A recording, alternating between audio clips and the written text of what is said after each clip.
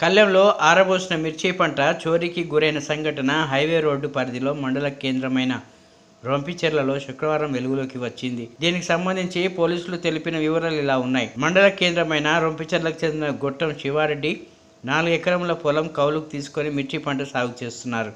అతను సాగు చేసిన మిర్చి పొలంలో కూలీలచే కోయించిన మిరపకాయలు హైవే రోడ్డు పరిధిలో తంగెడమల్లె మేజర్ కాలువ సమీపంలో గల రోడ్డు పక్కన కళ్లెంలో ఆరబోసినారు. కళ్లెంలో ఆరబోసిన మిర్చికి ప్రతిరోజు రాత్రి 7 గంటల వరకు కాపలా ఉండేవారు.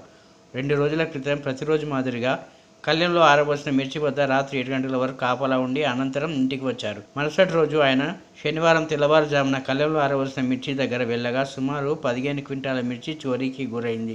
విషయం తెలుసుకున్న గ్రామస్తులు అధిక సంఖ్యలో అక్కడికి వచ్చారు.